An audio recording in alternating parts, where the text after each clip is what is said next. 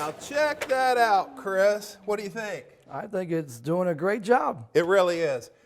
Chris Guerrera, Oneida. Now, why is dust collection important in every shop? Dust collection from a health and safety reason is the most important reason to have it. If you're not collecting the dust, it's sitting in the air and you're breathing it in, which is unsafe, unhealthy. And it's the stuff that's fine as powder that really creates the biggest problem. It's not the heavy chips and dust, it's that airborne material. And that's why the 1 Micron filter system is good. Correct. But a 0.3 micron Hepa filter is even better. It's the best you can get. And so when you talk about systems, let's skip the central line for now and let's talk about what you've done here with the Festool. Sure, we take the material and we cyclone it out. So think of a tornado effect, right? Through gravity, it pulls the material, separates it, so you're not breathing it in the air and it's putting it into a separate container. Well, and you double capacity that way too. Absolutely. And it keeps the filter in the Festool extractor Clean, it keeps the unit healthy, lasts longer, and you get better efficiencies. Okay, now down here, if you don't have a Festool extractor, any shop vac, this happens to be a fine, describe this unit for us. So the Dust Deputy Deluxe comes with a full kit where it'll attach to any shop vac, no matter what brand, what style. It takes the material and it cyclones it and separates it out into a separate bucket so it never really gets into the shop vac. So you're never having to stop. You don't have the filters getting clogged. Your air coming back out of the shop vac is clean, and again, you're breathing better air. Masonry guys and wood guys love it in the sense that they're continuing to work without having to stop and empty a larger bucket or unclog a filter. Well, and the other thing is this bolts directly onto the shop vac. Easy to do, took me 10 minutes. But these heavy-duty special buckets, this is doubled so that this is easy to clean and dump, and then this just goes right back so it stays attached to the shop vac. Brilliant design. Thank you, Scott. And notice on the bucket, these are 100 mil buckets, so they won't collapse under pressure. No matter what shop vac, wet, dry vac you're using, it doesn't matter. This is called the Cobra, and tell us about this. So the Cobra, it's lightweight, about a 1.5 horsepower, self-pulsating filter separation right back into a bucket. It's about 3 times that of a normal wet dry vac. There's about 243 CFMs. So I like to say this is a shop vac on steroid. That's for sure. I've never used one like this before in my life, and it's perfect for benchtop tools, router tables, things like that. But it has a huge hose.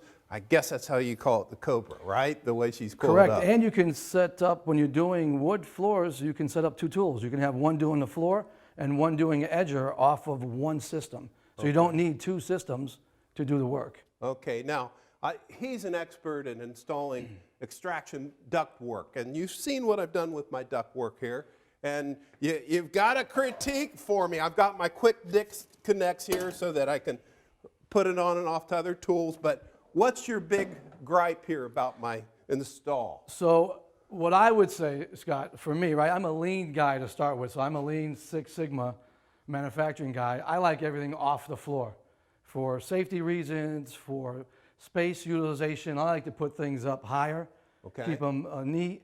I like to even mark airflow so you know which way the airflow is going.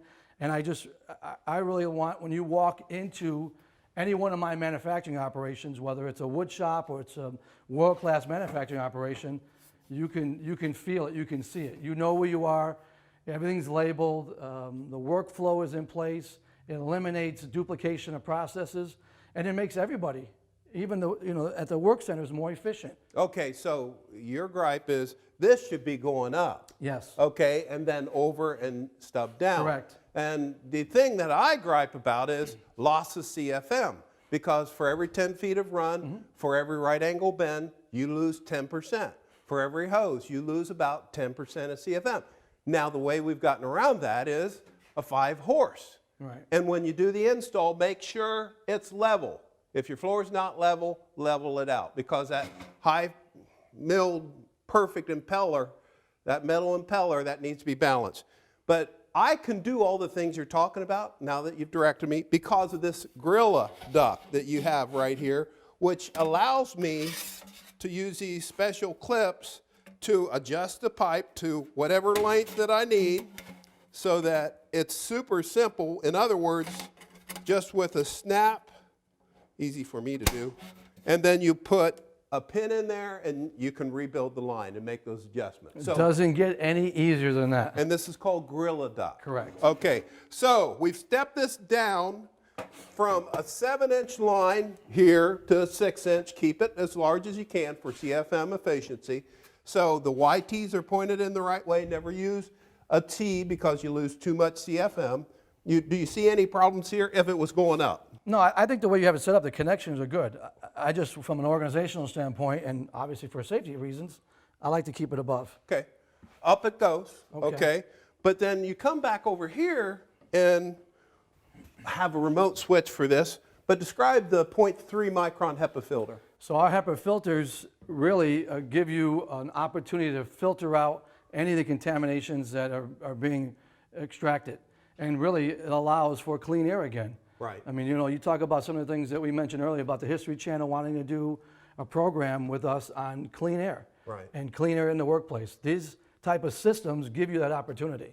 So I've had some contractors even tell me that they're eliminating some of the prep work prior to and even some of the masks that they have to wear because our systems are so efficient. Well, the quality of my finishes have gone way up now in my finished project because I don't have that electrostatic dust all over everything in my shop. Right. Through traditional bag membranes, when the dust comes back at 1 micron into the room, it's got a charge and it sticks to everything, including the finishes. So there are some very good things. What wood dust, here's the test, is the most dangerous wood dust to breathe? I ask that question all the time of woodworkers, and I have the answer as a forester. Spalted wood, woods that have started to decay because you can have an allergic reaction to the spores that cause that decay process. It causes anaphylactic shock in very sensitive people. Also, any wood resistant to decay. And pressure treated woods, obviously, you don't want to breathe that dust. So you've done a fabulous job with all of these systems. You've made my life better. The quality of the American Woodshop air has just gone way up. Thank you, Chris. Thank you, Scott. And you know, everything here is made in USA. I'm a firm believer of that. It's all made in Syracuse, New York. Fantastic. With lean, world-class manufacturing systems in place. It doesn't get any better than that.